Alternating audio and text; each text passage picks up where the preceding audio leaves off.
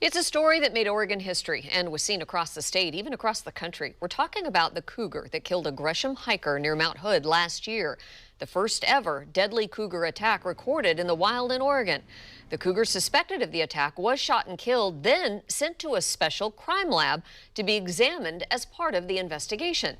That lab is only one of its kind in the world, and it's right here in Oregon. It's the U.S. Fish and Wildlife Forensics Lab in Ashland, and this morning Fox 12's Haley Rush joins us in the studio. She's giving us a rare inside look.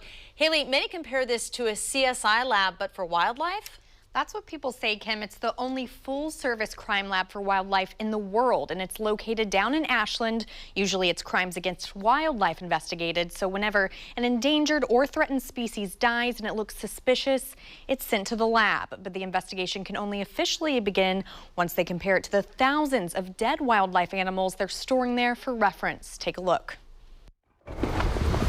It's the sort of thing you see in the movies. We're a federal crime lab, much like the FBI lab. Only in this movie, the victims are some of the world's most endangered or threatened wildlife species. Without us, without our ability to work a crime scene, match up the evidence to the victim, to the suspect, the wildlife investigators, game wardens, conservation officers, special agents would have to catch the bad guy in the act. The U.S. Fish and Wildlife Forensics Lab in Ashland is the only lab in the world dedicated to solving crimes against wildlife. And that's why each job here is so important. Whether you work in pathology, genetics, DNA analysis, or you're Johnny French. At least I know to just be careful. A curator of some sorts, keeping up with the lab's close to 75,000 reference collection of dead wildlife. You have to have a known to identify an unknown.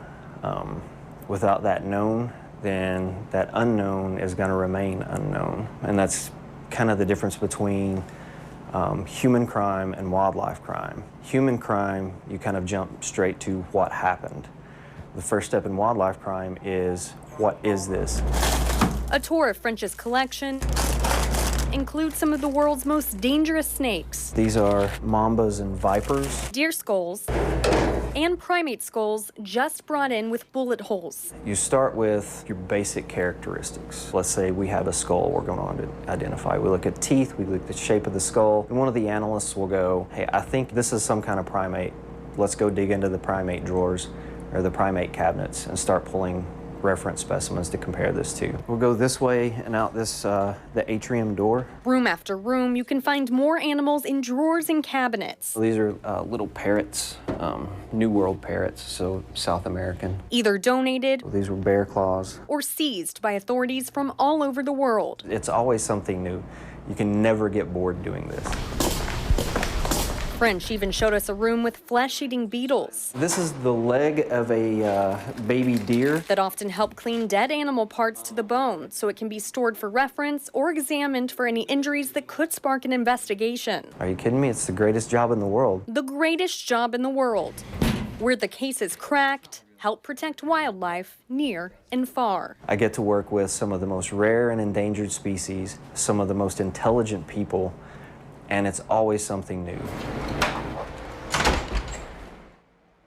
That is so fascinating. It really and is. in Ashland, of all places. I know. I was actually looking into another story and found out about this, and I had to go and see it for myself. Is it a big facility?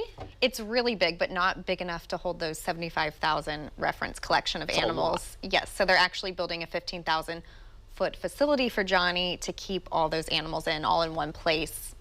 That big just to hold those animals? Yes, that's it was how many really they have. telling seeing the drawer of parrots, and we did see one thing frozen. Are most things frozen there, or no? No, not the reference collection. The thing that was frozen, they were going to give to the beetles. So I would imagine it stinks in there a little bit. Yes, especially in that room. I actually was kind of a chicken and left that room, and the photojournalist I was working with, Frank, had to handle that part all. Oh on my his own. goodness, yeah. So interesting. So interesting, Wow. yes. Good really stuff, is. Haley. Thank you so much.